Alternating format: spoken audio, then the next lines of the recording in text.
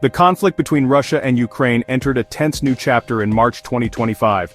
A US-brokered ceasefire, intended to last for 30 days, crumbled almost immediately. This agreement, focusing on protecting energy infrastructure, offered a glimmer of hope. However, that hope was quickly extinguished as accusations of violations flew between Moscow and Kiev. Both sides dug in, each blaming the other for the ceasefire's collapse. The agreement, reached after intense negotiations, was shaky from the start. Disagreements emerged even regarding the exact time the ceasefire was meant to begin. This confusion only heightened the existing mistrust between the warring parties. The agreement ultimately proved unable to withstand the deep-seated animosity and suspicion that has come to characterize this conflict. The breakdown of the ceasefire had immediate and devastating consequences.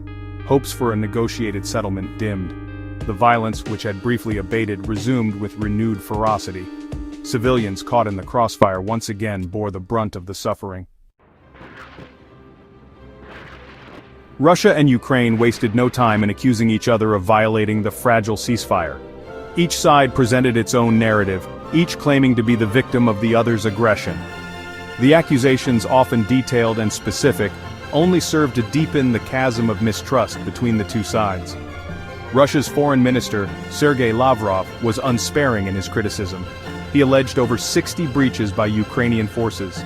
He claimed Ukraine used the ceasefire to regroup and rearm, aided by intelligence provided by the United States.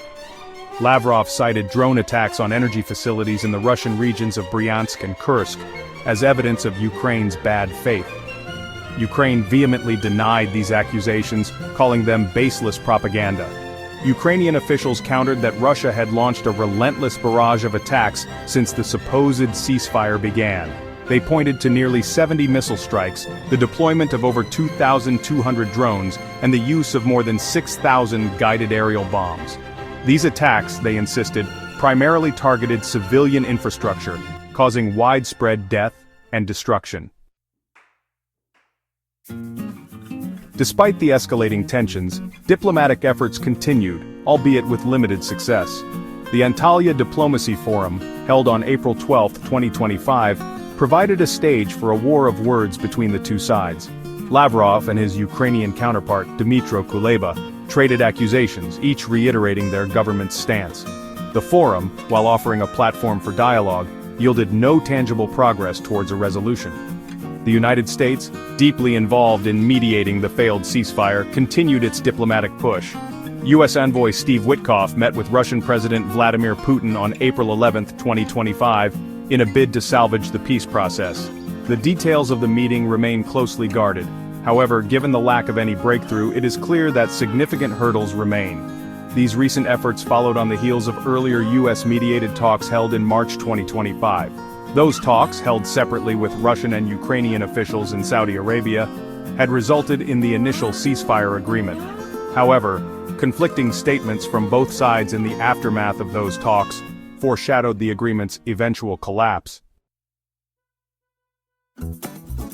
Section 4. The Black Sea, a lifeline held hostage? Adding to the complexity of the situation is the issue of the Black Sea. A US-backed agreement aimed at ensuring the safe passage of commercial vessels through the Black Sea has been met with resistance from Moscow. This agreement, seen as crucial for global food security, has become another bargaining chip in the larger geopolitical struggle. Lavrov has stated that Russia's implementation of the Black Sea Agreement hinges on the lifting of restrictions that have crippled its maritime trade. These restrictions, imposed by the West in response to the invasion of Ukraine, target Russia's access to shipping insurance, docking ports, and international payment systems. Lavrov's stance has been interpreted by some as an attempt to leverage the agreement to force concessions from the West. This proposed agreement comes after the collapse of a previous UN and Turkish brokered deal in 2023. That deal, which had allowed for the safe export of Ukrainian grain, was abandoned by Russia.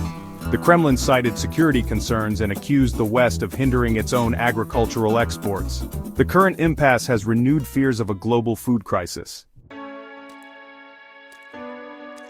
Section 5. The world reacts, a chorus of condemnation and support.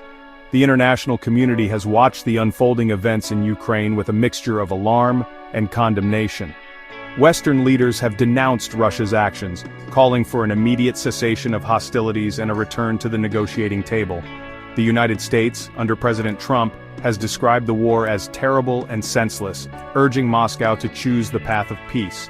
European allies, acutely aware of the conflict's potential to destabilize the continent, have rallied behind Ukraine. Billions of dollars in military and humanitarian aid have flowed into the embattled nation, bolstering its defenses and providing a lifeline to its beleaguered citizens. French President Macron has even proposed deploying European troops as part of a broader security guarantee for Ukraine, a move that has been met with strong opposition from Moscow.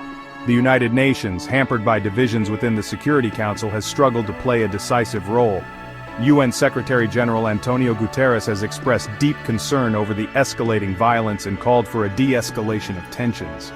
However, concrete action from the UN has been limited, highlighting the organization's limitations in dealing with conflicts where the permanent members of the Security Council are directly involved. Section 6. The long road ahead, navigating the path to peace. The road to peace in Ukraine remains fraught with obstacles. The breakdown of the US-brokered ceasefire, coupled with the ongoing blame game, has deepened the chasm of mistrust between the warring parties. Diplomatic efforts, while continuing, have yet to yield any tangible breakthroughs. The Black Sea shipping agreement, seen as a potential confidence-building measure, remains hostage to political maneuvering and competing demands. The broader geopolitical stakes only add to the complexity. The conflict has exposed existing fault lines within the international system. It has also highlighted the limits of international diplomacy in the face of raw power politics.